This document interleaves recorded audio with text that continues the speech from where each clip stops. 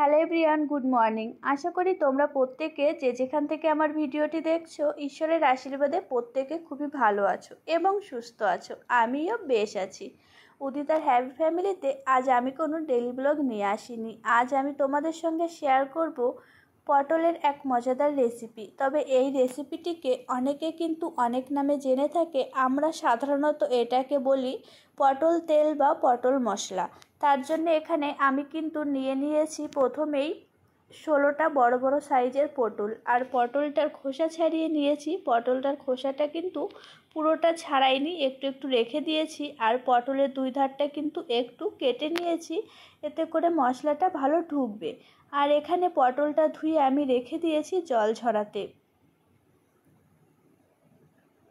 পটলটা আমার জল ভালো করে ঝরে গেছে। আর এর মধ্যে আমি লবণ আর হলুদ মাখিয়ে নিয়েছি।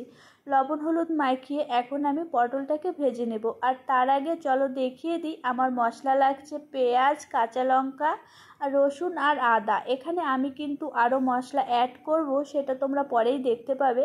আর এখানে আমি কিন্তু কাঁচা লঙ্কাই দিচ্ছি, শুকনো লঙ্কাটা দিচ্ছি না, যেহেতু আমাদের বাড়ির প্রত্যেকে শুকনো লঙ্কাটা খুব একটা পছন্দ করে না, তার জন্যে। আর এখানে আমি কড়াইটা বসিয়ে দিয়েছি। কড়াইতে কিন্তু আমি দিয়ে দিয়েছি রিফাইন তেল। পটলটা আমি রিফাইন তেলে ভাজলেও আমি পরের রান্নাটা কিন্তু সরিষার তেলেই করব। আর এখানে পটলটা কিন্তু আমি ঢেকে ঢেকে ভাজবো না। আর ঢেকে ঢেকে ভাজলে পটলটা না অনেকটাই নরম হয়ে যাবে। আর এখানে আমি কিন্তু গ্যাসের ফ্লেমটা রেখেছিলাম মিডিয়াম আঁচে, বেশি জোরেও দেব না, কেননা পটলটা পুড়ে যেতে পারে। আর পুড়ে গেলে না পটলটা ভাজা ভালো হবে না, আবার এইদিকে পটলটাও পুড়ে যাবে। আর আর আমি না পটলটাকে একটু ঘুরিয়ে ঘুরিয়ে ভালো করে ভেজে নেব। এইভাবে এক এক করে আমি কিন্তু এখানে সমস্ত পটলগুলো ভেজে নেব।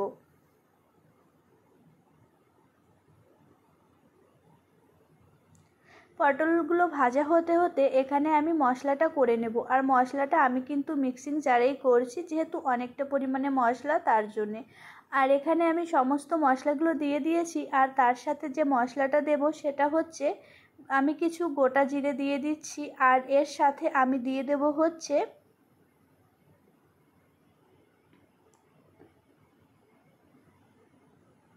কিছু ধনেও আমি এর সাথে দিয়ে দিচ্ছি। এবার এই মশলাটাকে আমি করে নেব। আর তার সাথে আমি কিন্তু একটু পরিমাণে জল দিচ্ছি, যেহেতু পেঁয়াজ রয়েছে, জলটা না দিলেও হয়ে যেত। আর এখানে আমি কিন্তু একে একে সমস্ত পটলগুলো ভেজে নিয়েছি। পটলগুলো ভেজে এখানে এই যে আমার মশলাটাও কিন্তু করা হয়ে গেছে।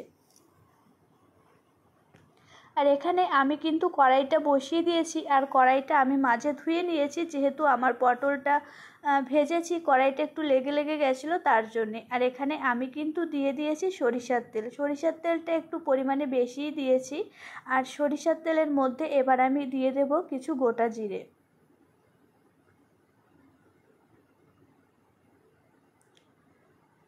আর গোটা জিরে দেওয়া হয়ে গেলে, গোটা জিরেটা যখন দেখব মানে একটু ভাজা ভাজা হয়েছে, তার মধ্যে আমি কিন্তু মশলাটা দিয়ে দেব। এবার আমি মশলাটার মধ্যে কিন্তু লবণ হলুদ দিয়ে আর একটু সামান্য জল দিয়ে মশলাটাকে ভালো করে কষিয়ে নেব। মশলাটা কষাতে কষাতে আমার যে সকল বন্ধুরা এখনও আমার চ্যানেলটি সাবস্ক্রাইব করোনি, সেই সকল বন্ধুদের কাছে অনুরোধ করছি আমার চ্যানেলটিকে সাবস্ক্রাইব করে আমার পরিবারের একজন হয়ে যাও। আর মিষ্টি করে একটি কমেন্ট করে দিয়ে যাও। সেই কমেন্টের ভিত্তিতে আমি পৌঁছে যাব তোমাদের পরিবারের ঠিক নিয়ম মেনে। তবে একটু অপেক্ষা করতে হবে।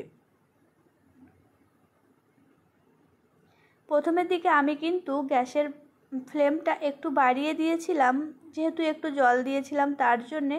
তবে যখন দেখলাম মশলাটা প্রায় হয়ে এসেছে, তখন কিন্তু আমি গ্যাসের ফ্লেমটাকে একটু কমিয়ে দিয়েছিলাম, কেননা বাড়ানো থাকলে মশলাটা না পুড়ে যেতে পারে, তার জন্যে। আর এখানে এই যে আমার মশলাটা না আর একটু ভাজা হবে, তার মধ্যে আমি কিন্তু দিয়ে দিয়েছিলাম এই যে পটলগুলি। এবার পটলগুলি দিয়ে ভালো করে নেড়ে যখন দেখব হয়ে গেছে, তার কিছুটা আগে আমি একটু কাঁচা সরিষার তেল দিয়ে তারপর কিছুটা টাইম ভেজে আমি নামিয়ে নেব। এই আমার পটল মশলা। কেমন হয়েছে অবশ্যই তোমরা কমেন্ট করে জানিও। আর এই রেসিপিটাকে তোমরা কে কী নামে বলো